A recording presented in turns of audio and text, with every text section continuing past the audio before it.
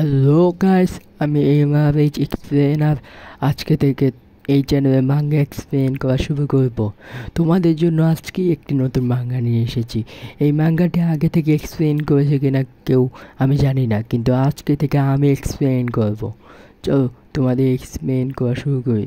আজ থেকে 5 বছর আগে পৃথিবীতে হঠাৎ করে অনেকগুলো পোর্টাল ওপেন হওয়া শুরু হয়। এদেরকে পরে গেট বলা হয়। এই গেটের মাধ্যমে মানুষ শ্যাডো ওয়ার্ল্ডের বিভিন্ন লেভেলে যেতে পারে, আর যারা যায় তাদের আবেকেন হিউম্যান বলা হয়।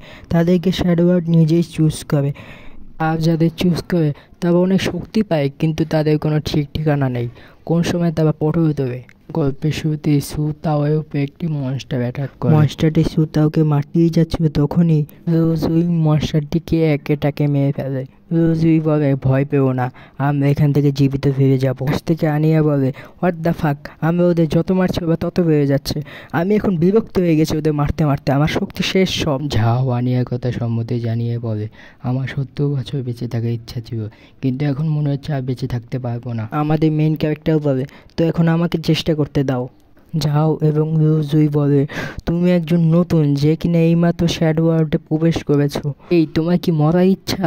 তুমি তো কিছু করলেই মারা যাবে। এই মনস্টারগুলো হচ্ছে সিক্রেট, তুমি চুপচাপ বসো এবং আমাদের কাজ করতে দাও। তখনই কে জানে কোথা থেকে একটি বড় মনস্টার এসে পড়ে। রোজুইয়া টিম মেম্বাররা বলে, আমরা সিনিয়ররা থাকতে তোমাকে কোনো সময় মরতে দেবো না, এবং সবাই ফাইটের জন্য প্রস্তুত হয় এবং পিছন থেকে সুতাও সবাইকে বুস্ট দিচ্ছিল।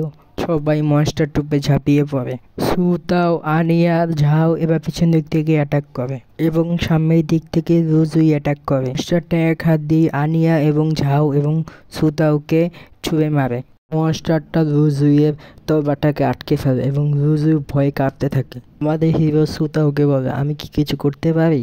সুতাও আমাদের মেইন ক্যারেক্টারকে বুস্ট দেয়। তখনই মনস্টারটা রোজুইয়ের তরবারকে ফেলে দেয় এবং রোজুইকে ধরে ফেলে। রোজুই বলে, এটাই মনে হচ্ছে আমার জীবনের শেষ। তখনই হঠাৎ করে একটি স্ল্যাশ এসে মনস্টারটি হাতটা কেটে ফেলে এবং রোজুইকে বাঁচিয়ে ফেলে। সে অবাক হয়ে বলে, তুমি একজন নতুন, আমাকে বাঁচিয়েছো। আমাদের মেইন ক্যারেক্টার বেশি বকবক করবে না। এই কথাটি বলেই আমাদের মেইন ক্যারেক্টার তার হাতের তরবারটি মনস্টারটির গায়ে ছুঁড়ে মারে এবং সাথে সাথে মনস্টারটি মাথা আলাদা হয়ে যায় এবং রোজুই অবাক হয়ে বলে, এটা কিভাবে সম্ভব? 1 সেকেন্ডে মাথা আলাদা করে দিল। তো বন্ধুরা, আজকের জন্য এতটুকুই।